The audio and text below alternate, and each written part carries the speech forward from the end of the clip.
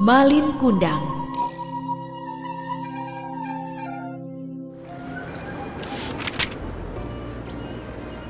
Pada zaman dahulu kala, hiduplah seorang anak bernama Malin Kundang bersama ayah dan ibunya yang miskin. Mereka tinggal di sebuah desa di tepi pantai. Desa itu kecil dan sepi. Penduduknya banyak yang merantau untuk mencari penghasilan lebih. Tidak banyak yang bisa dilakukan di desa mereka. Tanahnya gersang, ikan di laut pun sedikit. Malin Kundang suka sekali bermain. Setiap hari kerjanya hanya mengejar ayam satu-satunya milik orang tuanya. Kemari kau burik, kemari. Malin kecil terus mengejar si burik. Ketika Malin Kundang berhasil menangkapnya, biasanya dia akan menyiksa ayam itu. Kena kau. Suatu hari, ayah Malin Kundang hendak pergi merantau ke negeri seberang. Konon katanya, negeri seberang sangat kaya dan cari uang di sana sangat mudah. Ayah berangkat ya, Malin? Iya, ayah. Ayah Malin Kundang segera ikut naik kapal bersama penduduk lain yang hendak merantau. Tinggallah ibu dan Malin di desa yang miskin itu. Hari demi hari, tidak ada kabar dari sang ayah. Sang ibu pun bekerja lebih keras untuk mencukupi kehidupan sehari-hari mereka.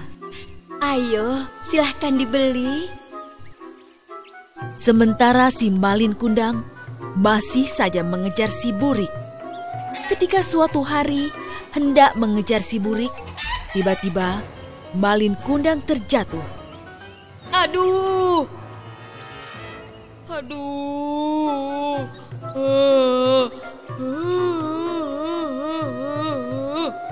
Kaki Malin Kundang tersandung batu. Dia terjatuh sangat keras. Lengannya tergores batu tajam. Lukanya cukup besar dan mengeluarkan darah. Sang ibu segera mengobati luka si Malin Kundang. Dengan penuh kasih sayang, dia merawat Malin. Luka ini pasti sembuh, namun bekas lukanya akan susah hilang.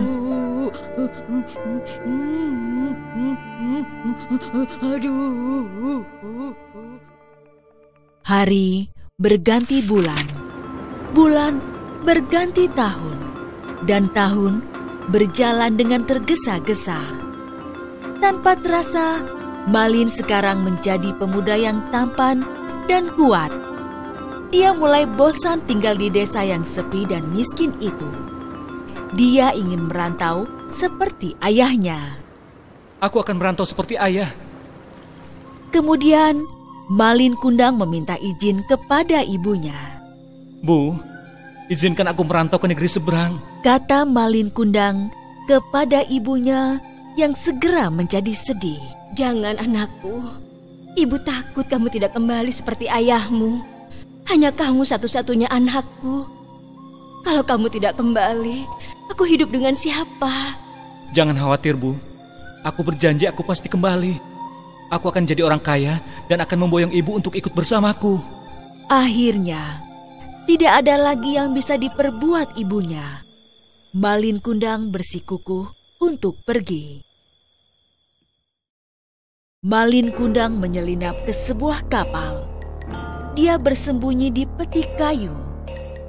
Sepertinya di sini aman. Kapal pun berlayar. Namun di tengah laut, kapal itu dicegat oleh bajak laut. Semua awak kapal dibunuh oleh bajak laut. Mereka merampas semua barang-barang berharga di kapal itu dan meninggalkan kapal itu terkatung-katung di laut. Kapal kita dirampok! Kapal kita dirampok! Tolong! Kapal kita dirampok! Rampok! Malin Kundang selamat karena dia sembunyi di peti. Saat dia keluar dari persembunyiannya, kapal itu sudah terdampar di sebuah pantai. Sungguh beruntung, sebab di dekat pantai itu ada sebuah desa yang subur dan kaya. Pelabuhannya besar dan ramai. Malin Kundang tersenyum meski tubuhnya lemas tidak berdaya. Di sini, aku akan mengadu nasib. Malin Kundang bekerja keras siang dan malam. Hanya satu yang ada dalam benaknya, yaitu jadi orang kaya. Tekad dan kerja kerasnya membuahkan hasil. Dia pun menjadi kaya, punya kapal besar dengan 100 awak kapal. Aku kaya! Aku kaya! Suatu hari, Malin Kundang mengajak istrinya berlayar dengan kapal mewahnya. Mereka berlabuh di pelabuhan desa kampung halaman Malin Kundang. Berita tentang suksesnya Malin Kundang pun terdengar sampai ke telinga ibunya. Apakah itu kapal si Malin anakku? Dengan hati riang, ibu yang sudah renta itu terseok-seok berjalan ke pelabuhan. Dia memang Malin Kundang, aku yakin. Batin ibunya saat melihat Malin turun dari kapal bersama istrinya. Malin, kamu pulang, Nak.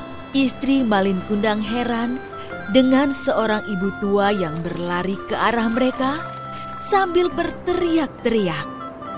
Pakaiannya compang-camping, wajahnya renta dan lusuh. Siapa dia, Kanda? Apa benar dia ibumu? Malin Kundang gelisah. Dia tidak mau istrinya tahu kalau Malin Kundang berasal dari keluarga miskin. Entahlah Dinda, mungkin hanya pengemis tua yang mau minta sedekah. Ibu tua itu mendengar perkataan Malin Kundang dan berubah sedih. Masa kamu tidak mengenalku, wahai anakku? Aku ini ibumu yang membesarkanmu. Malin Kundang menjadi marah. Ibuku sudah lama mati. Jangan mengaku-ngaku, wahai pengemis tua. Sang ibu menangis terseduh. Aku yakin kamulah Malin anakku. Lihatlah bekas luka di lenganmu. Hanya Malin Kundang anakku yang punya bekas luka itu. Malin Kundang makin marah. Dia menyuruh pengawalnya untuk mengusir ibu yang semakin terseduh-seduh. Ya Tuhan, jika memang dia benar anakku Malin Kundang, kukutuk dia jadi batu. Seketika, petir menggelegar, padahal langit sedang cerah. Pelan-pelan, Malin merasakan ada hal aneh dalam tubuhnya yang semakin kaku. Oh, ada apa dengan tubuhku? Tubuhku kaku. Tidak! Malin Kundang pun menyadari jika dia sedang dikutuk.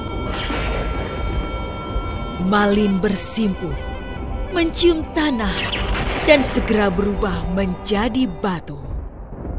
Terlambat sudah baginya untuk menyesali sifat durhaka kepada ibunya.